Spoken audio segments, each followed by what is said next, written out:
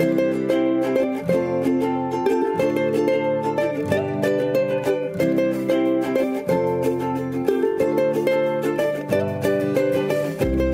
am Anna Seawold, and this is Authentic Parenting, a podcast about personal development in the context of parenting, where I explore how you can find more calm, connection, and joy in parenting through the process of self-discovery and inner growth with a trauma-informed lens.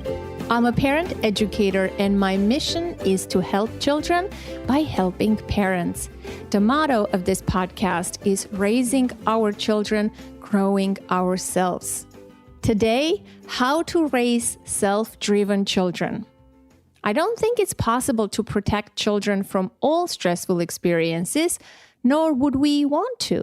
We want to raise self-driven, self-reliant, self-motivated, and self-sufficient children, don't we? I am so beyond excited for today's guest.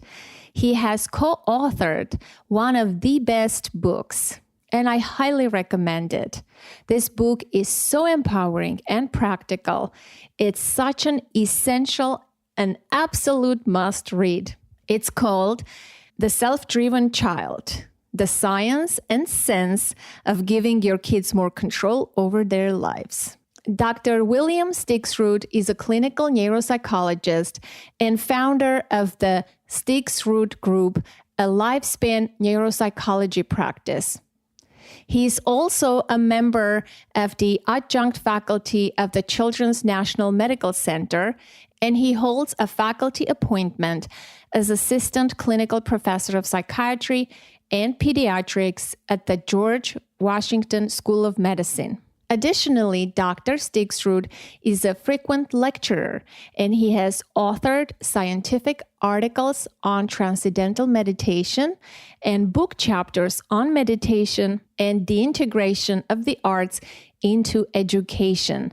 I begin this interview actually by asking him questions about transcendental meditation. He's been practicing meditation for, I believe, 47 years. Dr. Stixrud has been quoted often in publications including the New York Times, the Washington Post, the Times of London, Scientific American, Time.com, NPR, the Wall Street Journal, and many others. Dr. Stixrud holds a doctorate degree in school psychology from the University of Minnesota. He did his training in neuropsychology at the Children's Hospital of Boston as a fellow of the Harvard Medical School and Tufts New England Medical Center. Dr. Stixrud is also a rock and roll musician and plays in the band Close Enough. Unfortunately, I didn't ask him about music and his band. I wish I did, maybe another time. In this episode, we talked about stress and its impact on children, as well as how to help children find a sense of control by finding your own. Dr. Stixrud discusses the notion of a non-anxious parent and the proposition that you should think of yourself as a consultant to your kids rather than their boss or manager. I'm telling you, this is one episode you don't want to skip, as it's super packed with such deep wisdom, valuable insights, and practical tips. I cherish this conversation with Dr. Stixrud, and I hope you'll enjoy it as well. I thoroughly enjoyed this conversation, and I hope you will find it helpful. Dr. Stixrud, welcome to the podcast. Thanks so much for having me. I am so delighted and so honored. This book has been so life-changing, mind-opening for me. And this is the only book that I ever recommended to my husband to read. I'm so happy to know that. As a parent educator, I work with parents, and definitely I don't give advice to my own husband. But I said to him, since we have a 7th grader who during this pandemic would struggle with motivating her and keeping her on task and things like that, I said, listen, honey, I never pushed you. I never gave you podcasts or books to read, but there's only one book I am asking you to read, and this is it. Well, I'm honored. So he agreed. So before we get to our interview, I would love to know, as I have been asking all of my guests, how have you been dealing with this current pandemic situation? What have you observed in yourself in terms of coping ways? What's your reality with this pandemic personally?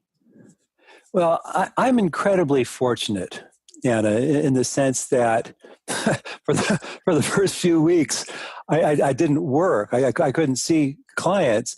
And so for the first time in 37 years, I caught up in my neuropsychological reports. So that was good. But I since then, I've been able to do my evaluations, my part of the evaluations via Zoom. We're just finishing chapter 9 out of 10 in our new book. So I've been able to work. My children I have adult children, so I'm not trying to do distance learning. And so personally, I've been meditating. I've been meditating for 47 years, but longer meditation programs, in part just to try to create a little bit more peacefulness in the world. So with the exception of being able to hold my grandchildren, as opposed to seeing them on Zoom, and with the exception of not being able to play with my band, I've just been incredibly lucky. Yeah, I also want to know about TM, Transcendental Meditation. I know you practice it and you are a big proponent of it, teaching children. I've been meditating since I was a teenager, but I have never learned TM. So could you share a little bit about it and how can I get started, or perhaps I can teach my 13-year-old? Well, there's many different kinds of meditation, as you know, and I think they probably all have value. And the one I know best is Transcendental Meditation, which I learned 47 years ago and practiced twice a day since then, and never missed, actually. Wow. So TM is a meditation that uses a mantra, meaningless syllables that you just think to yourself, and you think of it very gently and effortlessly. And the mantra basically, as you do this, it quiets the mind.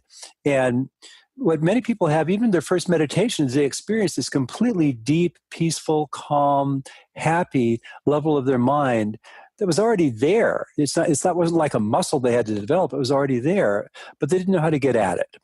And so the TM it's different than mindfulness kinds of meditations in the sense that there's no effort to maintain awareness. There's no you don't try to consciously think about your experience. You just think the mantra effortlessly. When you realize you're thinking about something else, you just start the mantra again. And that's all it is. But it is a vehicle for experiencing these very deep, peaceful, calm experiences of mind. And the more you do it, the more that you bring that out into your daily life. And you have definitely clearly have seen changes in yourself as an individual in terms of self-regulation, emotional regulation. I learned because I started a doctoral program in English at University of California, Berkeley, right out of college.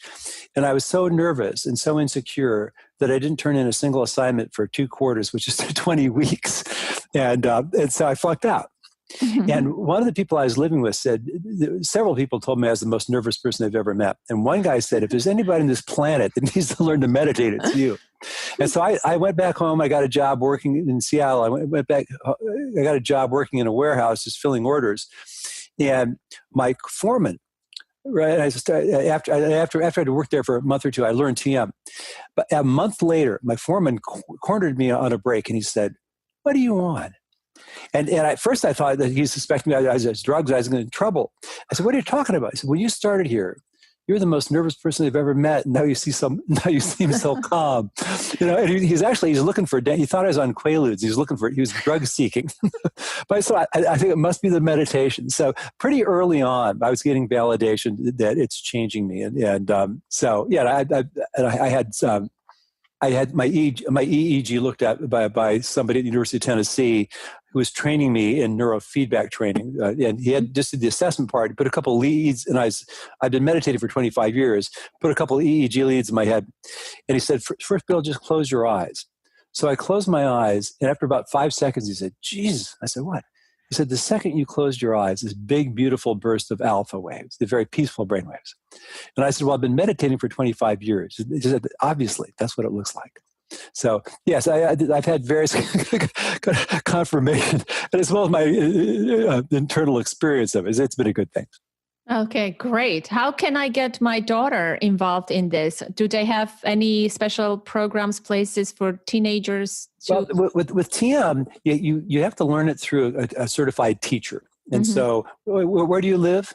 I live in New Jersey. Yes, so there's a wonderful couple who teach out of Princeton, New Jersey. That's where I am actually. I'm in Princeton. Oh, God, they're just the lovely. I'll tell you about. They're the loveliest people.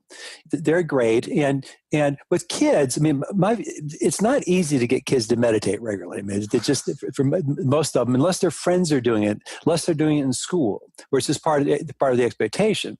So I don't believe in trying to make kids do it, but I do suggest if kids are stressed and they want to try it, you say, okay, I'm willing to spring for this and help you go through the training, but I want you to at least agree to try it for 3 months and to try it twice a day, for 10, 15 minutes twice a day, whatever they recommend, and see how it goes. And if it doesn't help you, you don't have to do it. If you like it, you can use it. And a lot of kids I see, they learn it. It really helps them. But like a lot of people, they have trouble being regular with it, but they use it when they need it. And hopefully when they get older, they'll find a way to be more regular, but so like that. So, yeah. Well, I have several questions here. I'm going to pull up on my screen because I was thinking a lot what to ask you today, but I'm going to tie it to the pandemic, actually, what children are going through, the stress, the fear, the anxiety. Parents are worried, right? There is a lot of stress. Life is no longer the same. And I see it for myself too. I think in the beginning of the pandemic, I sort of, as an individual, exerted myself, mobilized all my resources to cope, to fight, to be better, to be happy. But I feel like for the past 2 weeks, I personally hit a very low point that I can't go on. I paused the podcast. I got rid of all social media and canceled everything because I couldn't take it anymore. What was going on in the world, in my life, with the work, and life in general. And what I'm hearing from parents is like it seems like everybody's hitting that low point during this October. I am hoping that you could speak about stress, the effects of stress on children, number one, but also we have increased stress now, a different kind of reality. And what could parents do? We can talk about the tips and what can they do part later, but could you talk about the stress and how it impacts the brain and children in general, and this pandemic stress sort of Sure brings up new stuff, right? Yeah. The basic thesis of the book that Ned Johnson and I wrote, The Self-Driven Child, is that having a sense of control over your own life is really useful for kids. And we think we don't pay enough attention to really supporting that development of autonomy or sense of control. And part of the reason that we came to that conclusion is that there's a neuroscientist in Montreal who says you can summarize what makes life stressful with the acronym NUTS. And it's the N is novelty, the U is unpredictability, the T is perceived threat, and the S is a low sense of control. And you think now with this pandemic that it's not only the coronavirus, it's the novel coronavirus. Everything's unpredictable. Who knows when this is going to end? Just walking out your door can feel threatening. And because nobody knows what to do, we all have a much lower sense of control than we used to. And certainly people who have lost their work, kids can't go to school, little kids can't see their friends. If you keep this acronym of NUTS, in your mind, it's not hard to understand why this is so stressful. Now, on the one hand, when you're asking about the effects on kids and their brains, being chronically stressed is terrible for the brain. I mean, the last thing that we want for kids is to be tired and stressed day after day after day. I mean, it really is a formula for developing anxiety disorder or depression, substance abuse, self-harm, that kind of stuff. On the other hand, the way kids become resilient is stressful things happen and they deal with it. That's how you develop the confidence that I can handle stressful stuff because I know I've had it in the past. So I personally, because I don't want to feel sorry, I don't want kids to feel sorry for themselves, no matter what they go through. And so I choose not to feel sorry for them. So for me, because there's no evidence that somehow the world is supposed to be different than it is right this minute, I'm assuming that this is kind of it, and I'm working with kids on seeing that, kind of focusing on what are the things you can control, and what are the things that we is out of your control. Because being clear about those two things, and let's really work with the stuff we can control. But certainly, it's a very mixed bag. I mean, as we know, it plays out on social and economic planes in the sense that many people, kind of upper middle class people, it's been fine. They can continue to work. Kids don't mind. They don't love the distance learning, but it's not terrible. They get to sleep in. They're on they get to use the technology much more. So it's a mixed bag. But I do think that we want to focus on how do we help kids not be stressed all the time? How do we help them use this extra stress from this pandemic to grow, rather than really to hurt their brain? What are some signs that parents can look out for in their children in terms of, is my child depressed? Is my child stressed in terms of like toxic stress? I hear different stories from different parents. In my community Facebook group, we have a community around the podcast and people share. I post every week, pandemic check-in, what are you struggling with? And, you see aggressive behavior in children. Children are not motivated to do any work. Children don't want to participate even in fun activities that they used to engage in.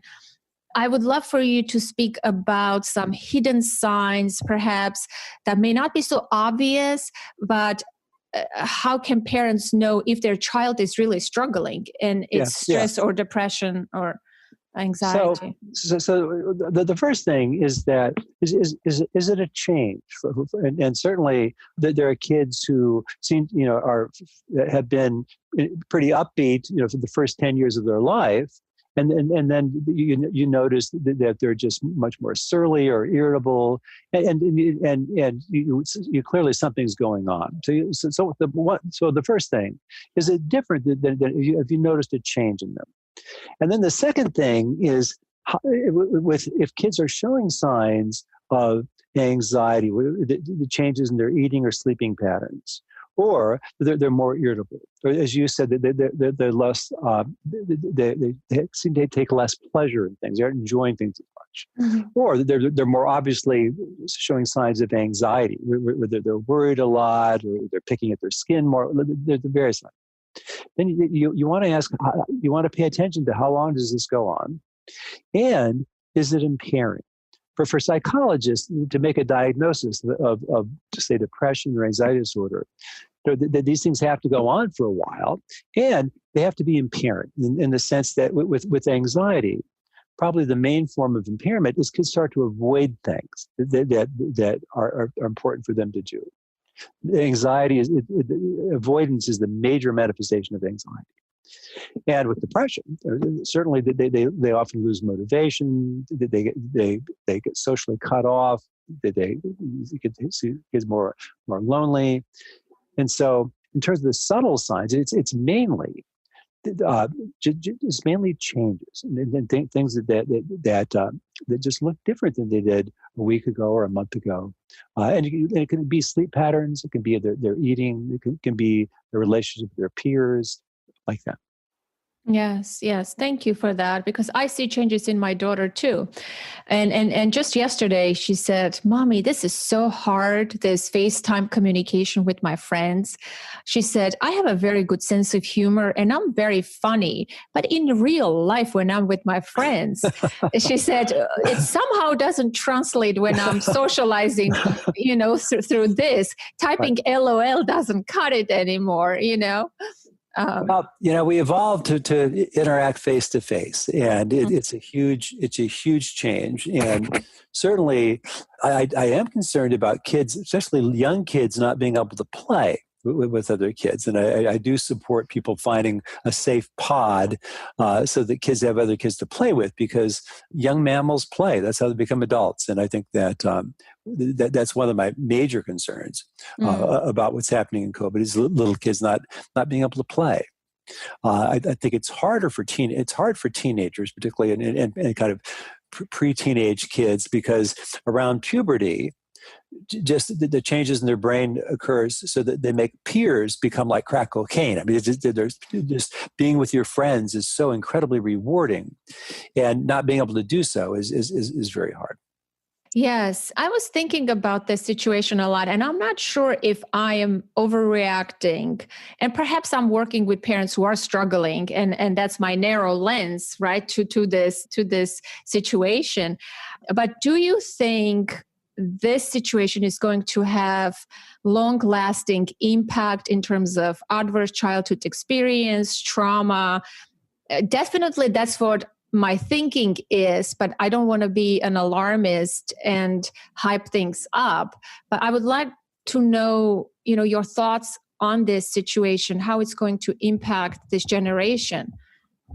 Well, I think it can go different ways. I mean, you think about the generation of people who lived through the influenza epidemic of 1918 and World War I and the Great Depression. We call them the greatest generation.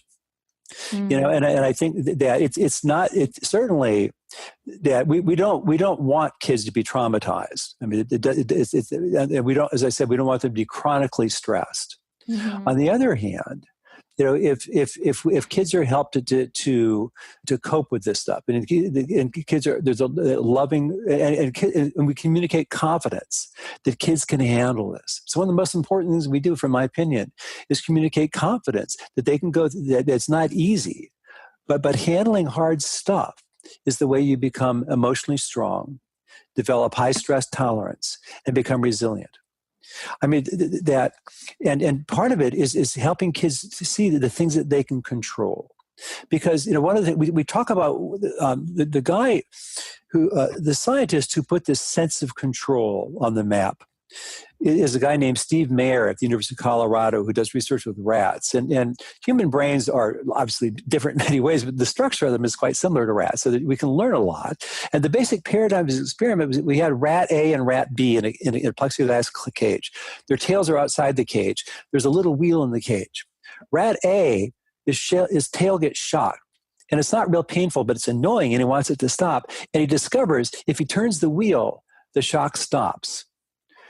Rat B gets shocked, turns the wheel, nothing happens. Rat A, when he's turning the wheel, his prefrontal cortex is activating, and he goes into coping mode. And once his prefrontal cortex activates, the amygdala, the stress response dampens down. So Rat A, who goes into coping mode, isn't very stressed. He says it's painful, or it's annoying, but he just keeps coping. And then after a few experiences like this, you can disconnect the wheel, and he still goes into coping and low stress. And I'm saying this is how kids become resilient, is by dealing with not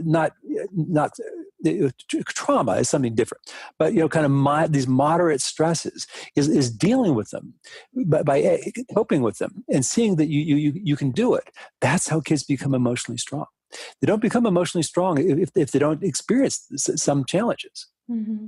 Yes, and I would love for you to speak about the parental anxiety. I know there is a chapter in your book, The Non-Anxious Presence, Yeah. Because a lot has to do with our own regulation, our own anxiety, how we show up as parents during this time in general, but especially during this time, so that it doesn't trickle down to our children and they don't get sort of affected by our own, right, anxiety, fear, and trauma and whatever else shows up for us.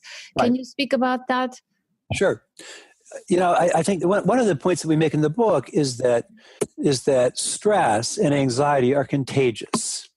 Just they do studies where a mother and baby are in the same room, and the mother's giving a stressful task to do, and the more stress the mother gets, the higher the baby's stress hormones levels get.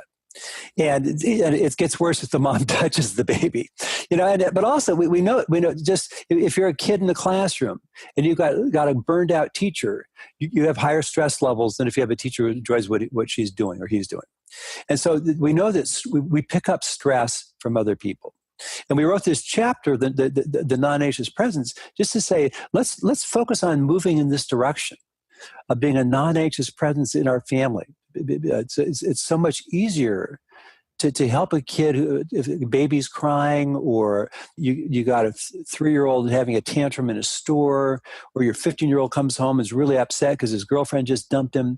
It's so much easier to be helpful if we stay calm. And we also know that calm is contagious. When you're around people, there's good science on this, but also you just know if you're around people who aren't frightened, it's a lot easier for you to feel safe and not feel scared. And so what we suggest is that let's focus on moving in this direction of being a non-anxious presence in our family. And people find various ways to do this. And certainly meditation for many, I personally feel meditation is even more important now, that people, where we have this, we can experience that we actually have this completely calm, peaceful level of our own mind. It's already there. We just don't know how to get at it. Certainly many people are exercising more than they ever have to deal with this stress. And I also personally think that almost all the suffering we experience about anything is based on the idea that this shouldn't be happening. Something else should be happening. And I personally like the approaches to challenging that way of thinking. And they include cognitive behavioral therapy. I personally really like the work of Byron Katie, wrote a book called Loving What Is. She was a guest on the podcast a couple of years ago, I think. Oh, good. Yeah. And I love that approach, because you really, in cognitive behavioral therapy, if somebody says, well, people shouldn't be treating me this way, you say, where is it written? And I think this the same thing. For all we know, if there's some kind of cosmic purpose, maybe this is part of it, and maybe we're in it for a reason. And I personally like that perspective that for all we know, this is the life, the way the world is supposed to be right now, and we can all work to make it different and better. But I personally think that making peace with where it is one of the most powerful ways to move in that direction to being a non-anxious presence. I agree with that. And I have done an episode a couple of weeks ago on the podcast about accepting the reality for what it is. And with that comes ease and peacefulness. So we don't have to fight with reality. I was speaking with a friend who called me and said, so how are you doing, Anna? What's going on for you? And I shared how it is for me. And she said, oh, don't worry. Soon this will be over and we'll all go back to normal, how it was before, and everything will be fine. I said, Marcy, I didn't expect this response from you. We're not going to go back to how it was. It's gone. That no longer exists. And it triggered me so much. And I was reflecting on this because then I said, why am I so triggered by just one innocent comment? But it's not only her. There is like a group of people who are sitting tightly, waiting for this to pass so that they can go back how it was. And I think these are the people who are stuck, who are not embracing the change, who are not adopting this is our reality. We're not going to go back. The back does not exist. And I know this from my own experience with the earthquake. I mean, it's a completely different experience, of course, because you see the devastation and destruction outside. Everything is ruined. But there are a lot of similarities in terms of how we process the loss of what it was, what it's now, a lot of emotions. I find there are a lot of similarities. And what I know for sure, there is no going back. There's only transformation, change, adaptation, and us adapting to the new situation and embracing what is. That's certainly the way I think about it. There's a beautiful quote. I think it was a tribute to Brene Brown, but it was from somebody else about we aren't going back to normal because normal it involved all this inequality and kind of this devastation of the environment, and I think that I'm hoping that we actually grow from this. I mean, that it seems to me that this pandemic is the planet's way of trying to say to tell us that if you want to live here, you've got to do things differently, and it's not easy for anybody, and it's extremely hard for many people. Mm-hmm. But the idea that somehow it's supposed to be the way it was is just thinking that thought is just self-torture from my point of view. There's no evidence that was the best way that we could possibly be, or that that's the way it's supposed to be, or that this isn't an important transition for us as a society, maybe as a human race. Yes. Completely. And look, there are a lot of changes happening in the education system that was so old-fashioned and in some ways antiquated. Now they're forced to do education remotely, and people are becoming more creative. The teachers, there is no new solutions. My daughter's school just implemented screen-free Wednesdays now because everybody is doing online school and it's too much screen time. And we're reevaluating, I think, our priorities. And maybe there are good things will come out of this. I'm positive they will. As some businesses go out of business, new businesses will emerge, correct? That's what change is. Change, it's not, it's a big type of change. But you think about in your own life, Annie, things that seemed like a disaster actually opened up some possibility that you didn't foresee. When I flunked out of graduate school the first time I went, that I thought, and I was 23 years old, I thought my whole life had gone up in smoke. I had no idea what I could do. I was working in a warehouse, and it took me about 2 months to realize it was the best possible thing that could have happened to me. I thought that I was supposed to be an English professor, but I always felt like an imposter with other literary types. And once I realized, no, I want to work with kids. That's more me. That I was so grateful that I flunked out. And I think if on a more macro level, we don't know this is some terrible disaster that shouldn't be happening. For all we know, this is the gateway to a better way of living and a more sustainable way of living. Yes, I completely support that view.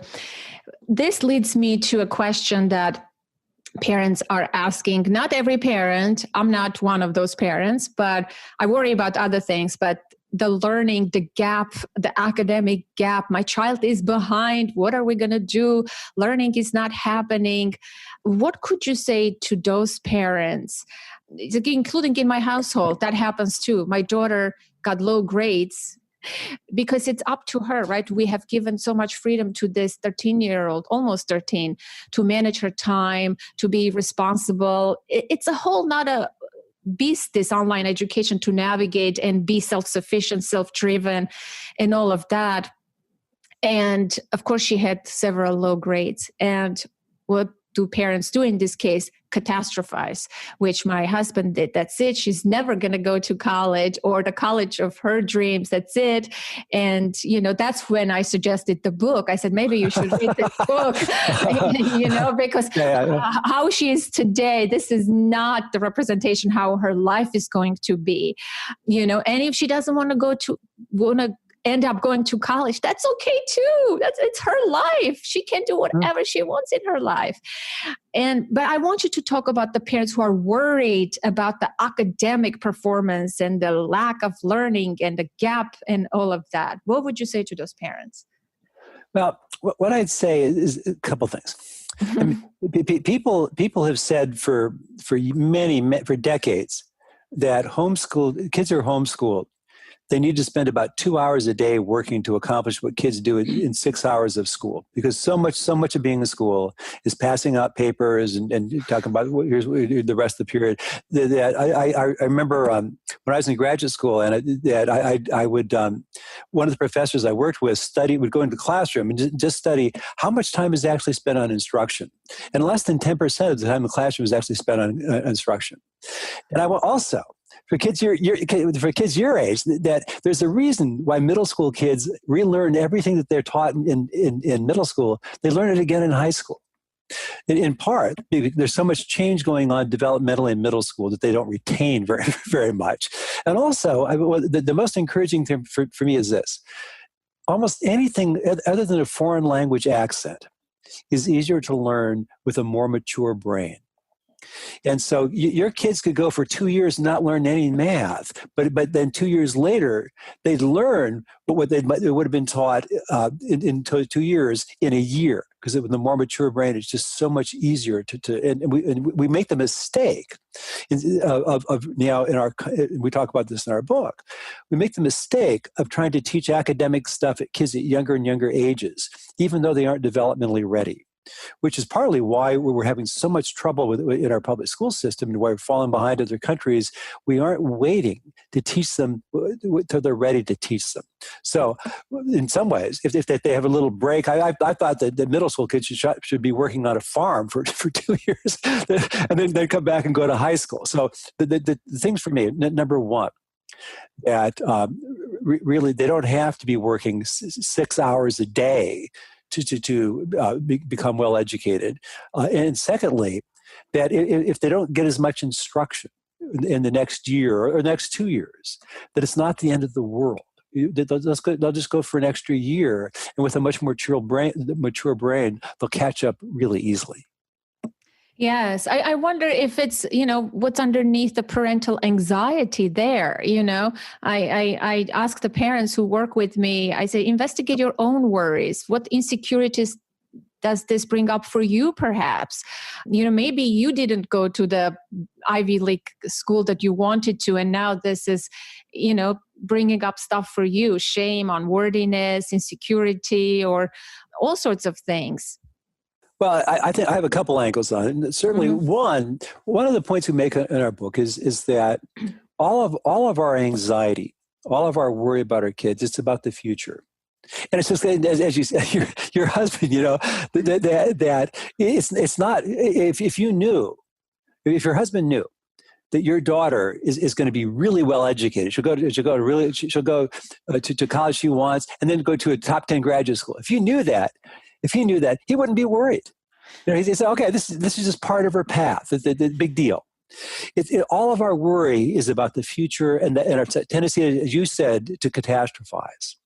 And knowing this, that we want that almost all kids turn out pretty well, even the ones who struggle. And I got a Christmas card this year. This happens all the time, but from a family. On the front of the card, it said, "You were right." And inside the card, it said, they all turned out great. As a family where I'd followed these 3 kids for many years. I tested them a couple times. And all 3 had ADHD and anxiety. And one of them had flunked out of college twice. But he's now a very successful attorney. They're all very successful. They're all married happily. And so for me, if we just know that kids development just occurs so progressively, and they can be so different when they're 14 or 17 or 20 or 23. And we realize that most people turn out okay. So that's taking that long view is one wise thing. The other thing is, for me, is that I don't know what kind of, even if I was her father, I don't know what kind of life your daughter wants. And as you said, maybe she wants to go to college. Maybe when she's in high school, she says, I want to go to a top 10 college. Maybe she will, maybe she won't. But for my opinion, is that it is her life. That's the beautiful thing about it. And our job is to support her in creating the life that she wants. And we certainly we can share our experience and our wisdom with her as much as she's open to hearing it. But the idea that we know best what's right for her. I challenge that idea because we don't know who she wants to be. And she doesn't either. But our job is not to figure it out for her. Our job is to support her and figure it out for herself. Yes, I agree. I had that conversation with my husband. I said, I gave her life, but I can't be in control of her life, because certainly I wasn't raised like that. I was given a lot of freedom and autonomy and control. Sheer by chance also because of the earthquake, no one was there to parent. Yeah. So sort of I was given this autonomy, this control over my life, making mistakes, failing, learning, and all of that. I see value in that, but I wasn't also squashed for who I was, what I wanted to be or become, left my country, did all sorts of things. I was supported. So of course, parents want the best for their children. And what's the worst fear that parents have? Like you said, they worry about the future. Do they worry that they're going to support their children financially for the rest of their life? Is this a bad reflection on them? What are the worries, for parents that you encounter? What are some common themes that it varies so much. And some of the very well-educated parents that I work with, have the idea that if you don't go to an elite college, you're going to just have a C+ life. They have a very distorted view from my opinion, of how life works out for people and what leads to a satisfying life. Mm-hmm. So many people are terrified that their kids will not get into a good enough college. And so somebody at the elite schools that I work with, I mean, the teachers say, by the time the kids are in 9th grade, they're all terrified that they aren't going to get to an elite enough college to satisfy their parents, or they'll feel embarrassed in front of their friends if they don't get into elite enough college. So in some segment of the population, it's that. I also see a lot of parents who are worried about just what you said, which is that my kid may never launch. My kid may be 35 and live in the basement. Many parents worry about kids who are playing video games excessively. Certainly, we are. And it's not that there's not stuff that theoretically we could worry about. I mean, certainly there's some controversy about whether the rates of anxiety and depression are actually increasing because it depends on how they're measured. But what's incontrovertible is the rates of completed suicides in teenagers and young adults, even in little kids, is skyrocketing. And so there's no question that many parents worry that their kids is 7 years old and she's on medicine for anxiety. What's going to become of her? But I think that all of our worry about our kid, it's all related to the future. It's that they aren't going to be happy in life. They aren't going to be successful in life. I may have to support them.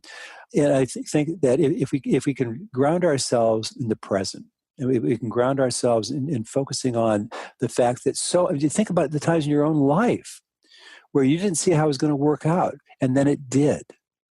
When I used to do therapy with families, it happened constantly, where I'd be sitting with a family, and they'd be telling me about a kid's problem, and I'm inside thinking, I don't know what to do either. I can't think of a solution.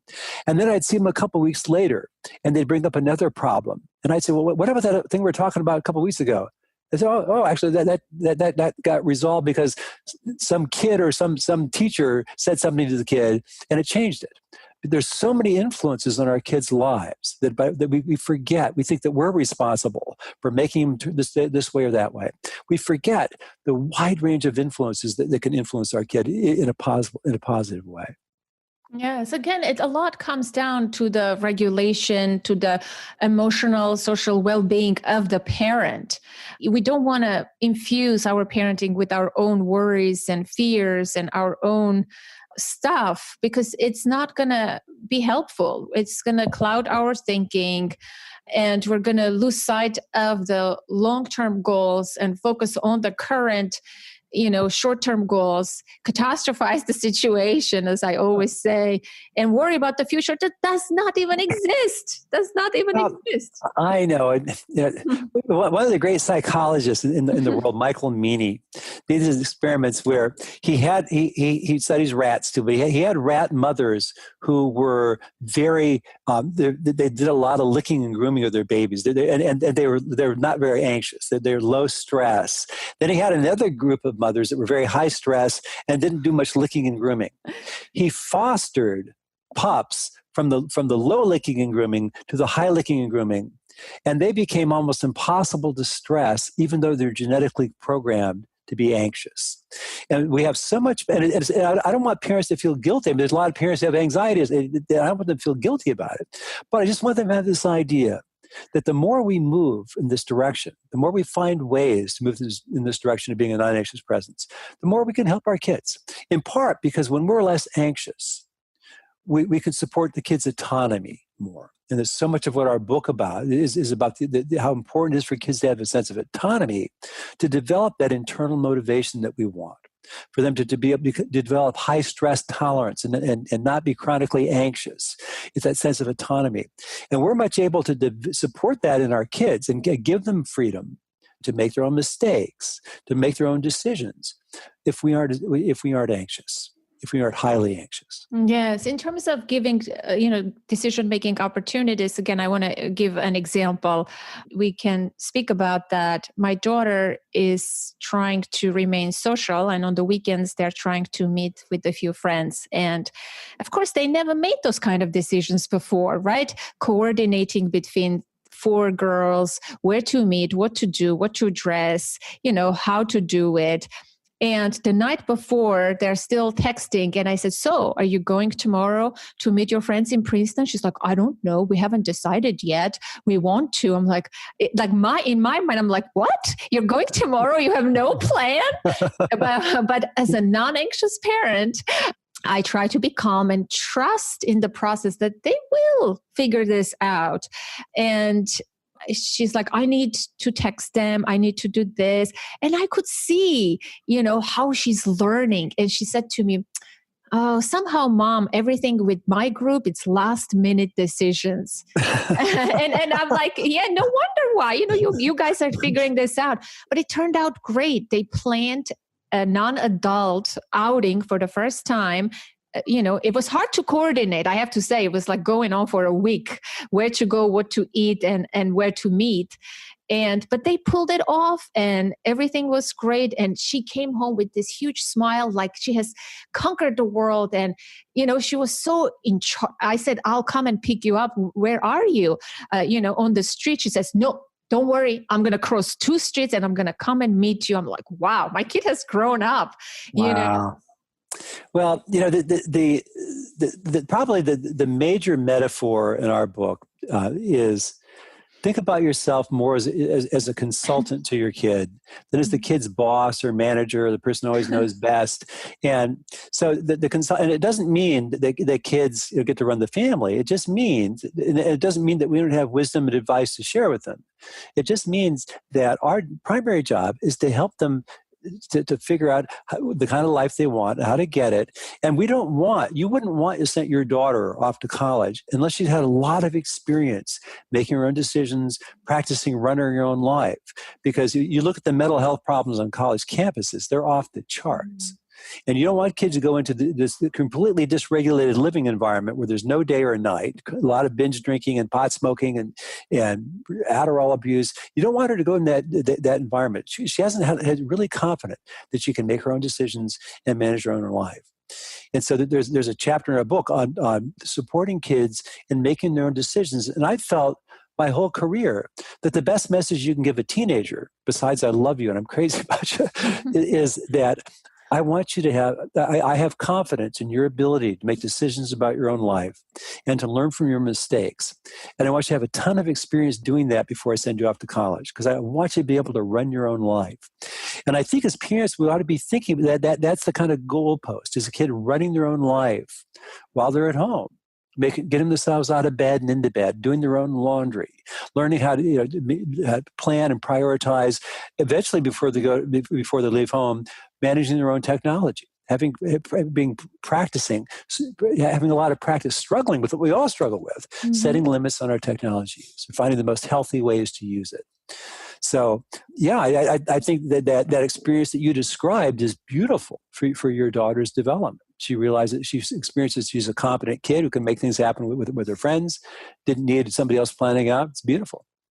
Yeah, same thing is in regards with technology. We struggle just like anybody else, but again, we engage her in the process. We want her input. When she got a very poor grade and she failed, it's not my failure. I don't take it personally, but I ask her, are you worried? Are you concerned? Do you want to, improve that grade? She says, yes, of course. I said, okay, do you have a plan? She says, yes. And we talk about this. And then she says, you know what? I think my phone is a distraction. Maybe during class, you can take it away. And when I finish school, you can give it back to me. And we tested that. So it's all a learning experience, an experiment, how to best support her to navigate the school year. And I know my listeners, love my own personal stories. That's what I'm sharing quite a few here. Because they want to know that I struggle with the same things as they do, but also how we do things in our family. And it's beautiful to see children struggle, suffer, fail, make mistakes, and then come back to the top, learn, grow, and again. And so, I think we have to keep in mind that there is no perfection, just like there is no perfect parenting, right? And you talk about that in your book. Yeah, and thankfully, none of us need perfect parents. None of us had perfect parents, and we don't need them. And we just do the best we can. We want our kids to do the best they can. But I think that this idea of supporting kids in growing in this growing sense of autonomy is a really powerful thing. In part because the most stressful thing you can experience is a low sense of control. As I was saying earlier, that's part of why COVID is so stressful for people, because we don't know. There's so many things we can't control. On the other hand, the focusing on taking the steps that we can control. I feel better if I exercise. I feel better if I meditate regularly. I feel better if twice a week I make a list of all the things I'm grateful for. We do these practices that allow us to keep perspective and then support kids. And then certainly the idea, if a kid gets bad grades in seventh grade, big friggin' deal. It's a great time to get bad grades. That ultimately nobody's going to ever ask her about. Nobody's ever going to care about it. And the approach you took, Anna, where you act as a consultant. Is this a problem for you? Mm-hmm. And when I work with underachievers, if they get a bad grade or they don't turn stuff in, I say, who's most upset? And the kid always says, my mom. Oh, I asked that question. I forgot to mention that. Good. In this instant, I learned that from the book, of course. Yeah. So, I meant to mention this to you. I said, Ella, who is going to be most upset because you got an F? She's like, me? And I said, good. Good. then we're good. Then we're good.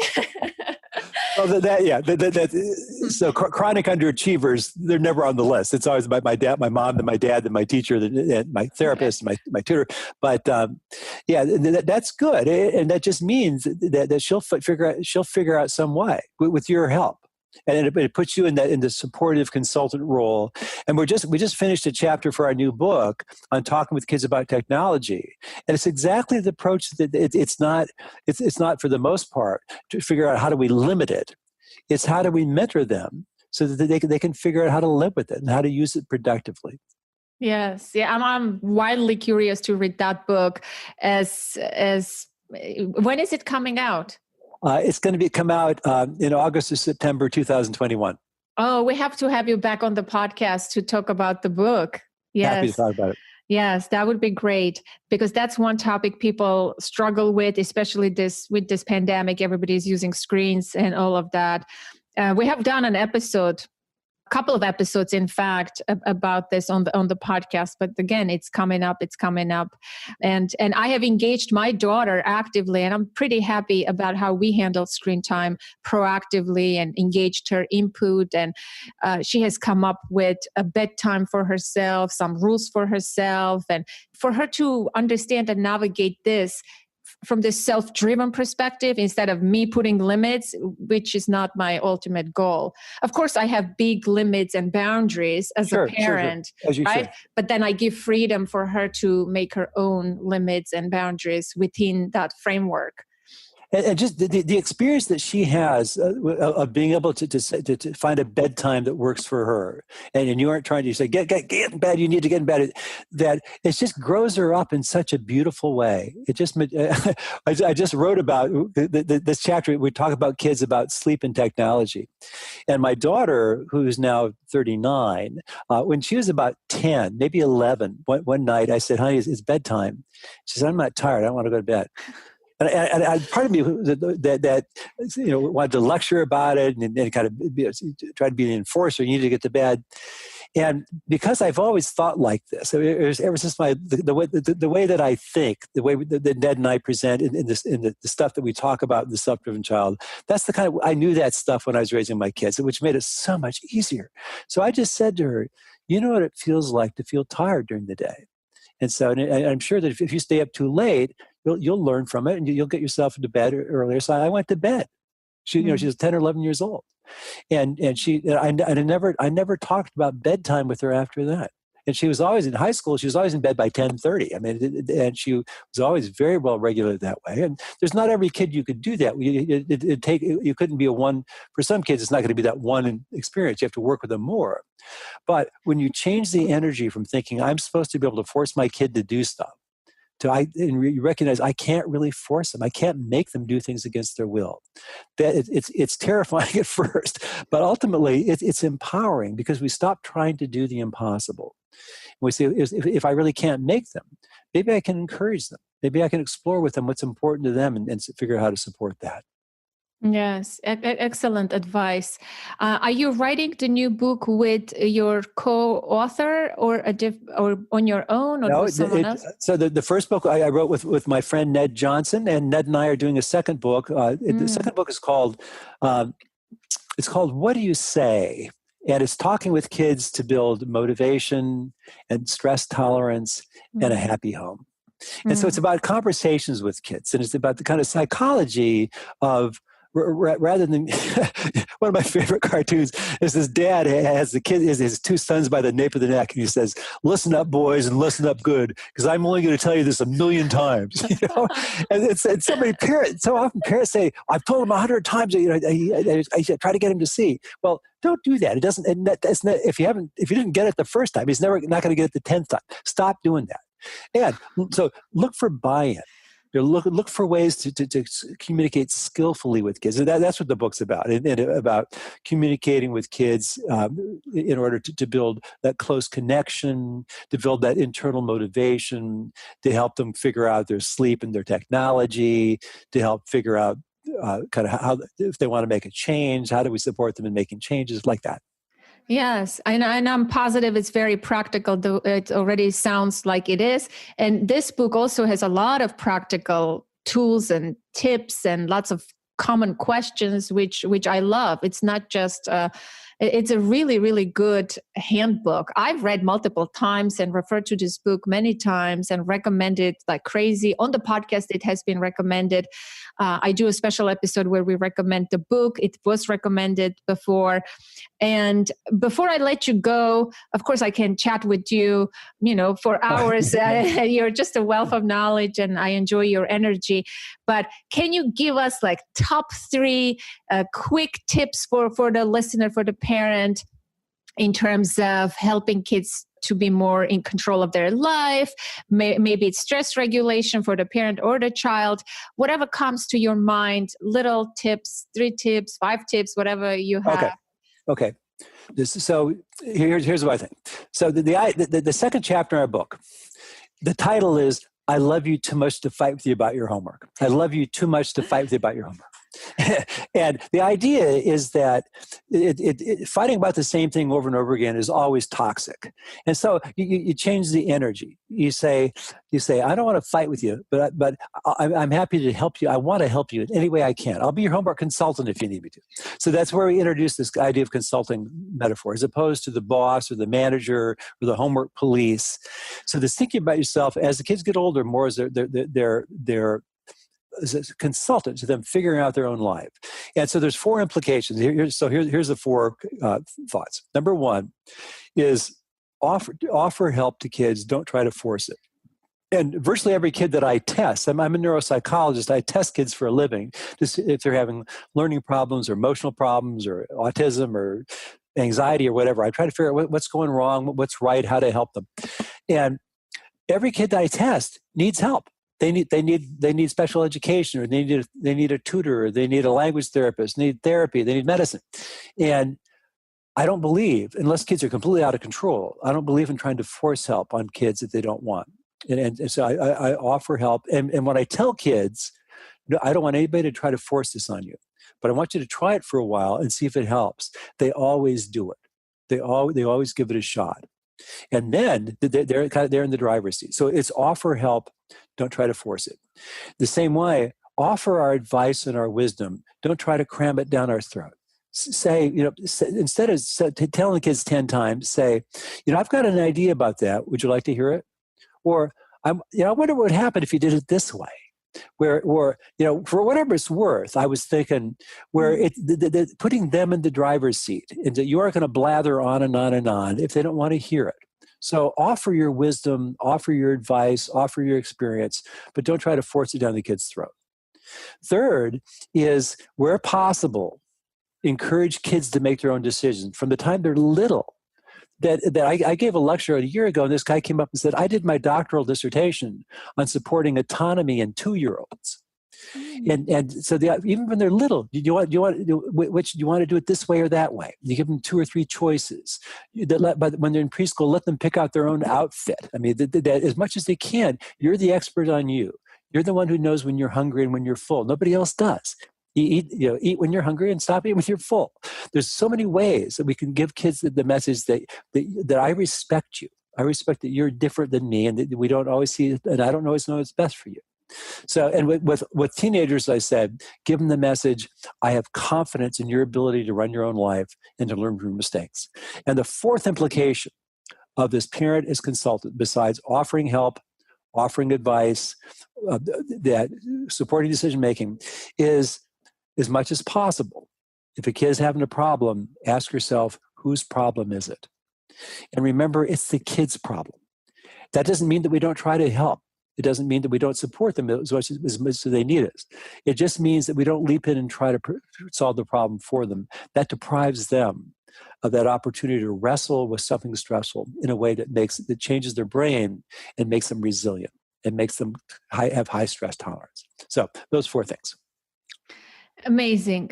Can I ask you one last question? Have you seen increased need for testing these days for learning disabilities or anxiety or all sorts of things that you do?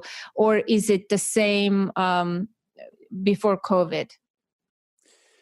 It's interesting. I don't know, because there are some families that I think that in our practice that we're swamped.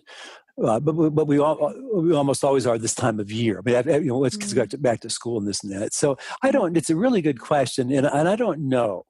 And I think so, and because people have to wait a long time to see me personally. So I'm not the best judge, but certainly there's a lot of angst about kids in school and so many kids. We had Ned and I did a podcast in the state of Washington and on Zoom, and a woman wrote in the chat, she said, I'm fighting every day with my 6-year-old trying to get her to do her distance learning. Mm-hmm. And yesterday she drew a picture that had a meteorite hitting mommy. Should I be worried? And we're all dealing with this. And so many parents have a lot of concern about my kid can't pay attention. Well, you try to say, you try paying attention to Zoom for 6 hours, So I think there's a lot of concern. I don't really know if actually there's more people calling or not, but it's a really interesting question. Yeah, yeah. Speaking of interesting things, my daughter was taking woodworking by Zoom. Right, there is no wood in our home or anything. I mean, this is the worst class to do it via Zoom, and they have to build something, and she had to come up with creative ways of using a pencil. And she's sitting there very angry. This is not what I signed up for. I was really hoping to do woodworking. Now I have to do this. She's upset. She's like, "Mom, what are some ways you can use a pencil creatively?" I'm like, I can come up with 10, but I don't want to suggest it to you. I think you should think about this. She's sitting there. She's angry about the school and everything. She goes, "Stabbing?" I'm like, no. That's good. Yeah. No, that's not going to work. That wasn't one of the 10, huh? No. So, just to illustrate, how children cope with this stuff, it's really hard. Or even this morning, she says, "Mom, you know what I miss the most? This year I was going to be in a classroom with the skyline, but here I am sitting in our dining room." Well, yeah, Well, it's true, and there are people who are just naturally, optimistic, glass half full, and I see. I'll test a lot of kids, and I say, "Hey," and they say, "Well, this is really pretty good for me because it's. I just roll out of bed, and I'm not having to commute for an hour. I get to sleep in so much more. I have dinner with my family. It's some people that this works pretty well for. Other people where it's extremely difficult.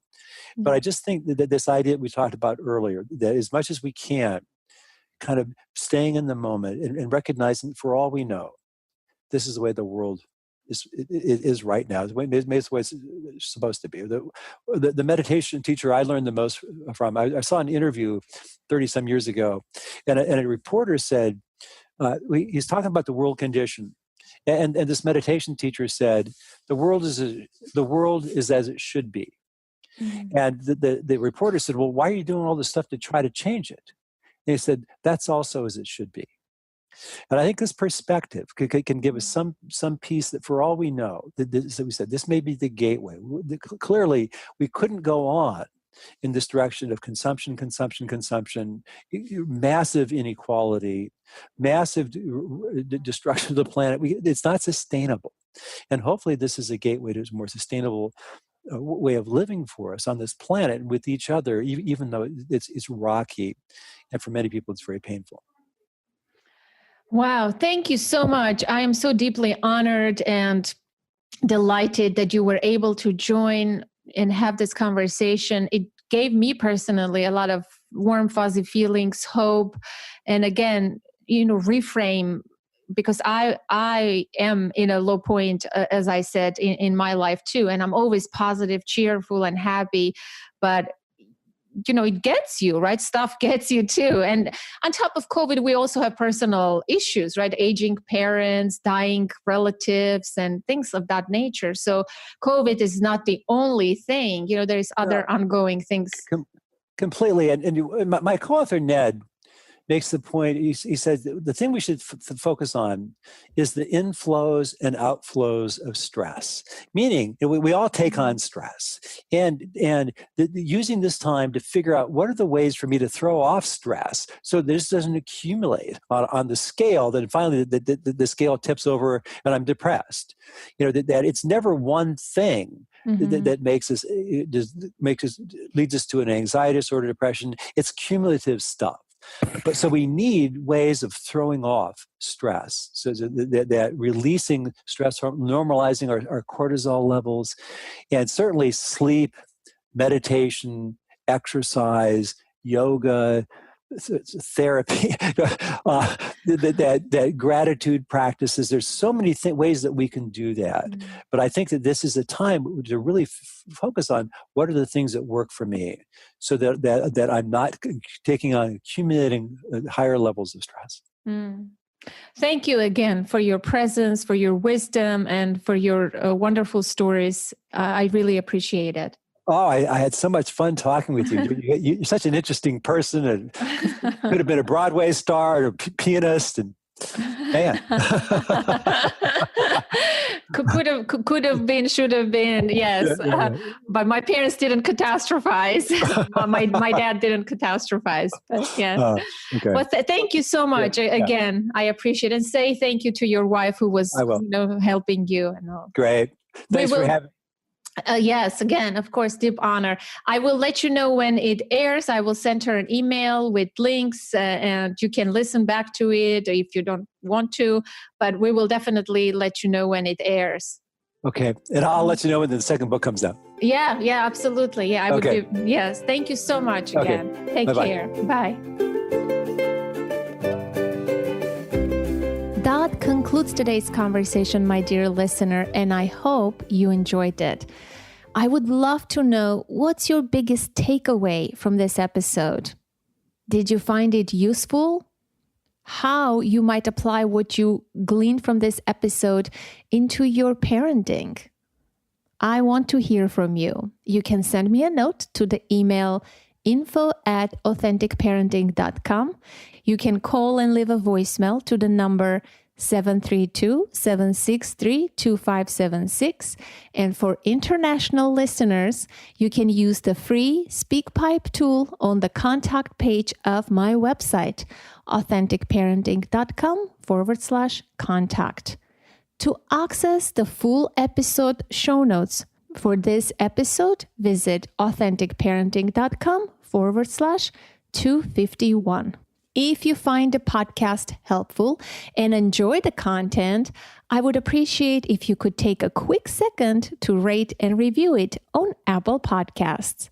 Also, if you want to express your gratitude and say thank you for the content you've been receiving from the podcast for any length of time, consider joining us on patreon.com, patreon.com, where you can show your support for the show and the work of Authentic Parenting.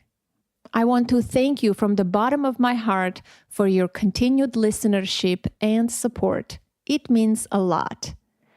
Until next week, connect to the present moment, to yourself and your children. I am Anna Seewald. Thank you so much for listening.